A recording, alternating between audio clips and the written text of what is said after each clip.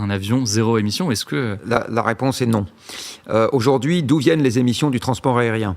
Elles viennent de la fabrication des avions, elles viennent de la fabrication des aéroports, et puis elles viennent de l'utilisation des avions quand ils volent.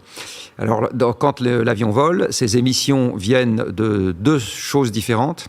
Enfin, exactement, la perturbation du climat vient de deux choses différentes. La première, c'est que quand on utilise du kérosène, qui est une molécule organique, c'est-à-dire avec du carbone et de l'hydrogène, la combustion fait de la vapeur d'eau et du CO2. Le CO2 est un gaz à effet de serre. Si on remplaçait ça par un carburant qui ne contient pas de carbone, par exemple de l'hydrogène, ou si on remplaçait ça par un agrocarburant, dont on dit il a fait 0 carbone fossile à sa fabrication, ce qui n'est pas vrai, mais c'est pas grave, eh bien l'avion, il émettrait encore de la vapeur d'eau.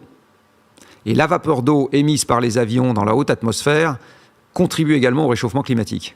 Donc même l'avion à hydrogène contribuerait au réchauffement climatique, à supposer qu'il soit possible. Et en fait, quand on regarde bien physiquement ce que ça implique, on en fera peut-être un pour 1 milliardaire.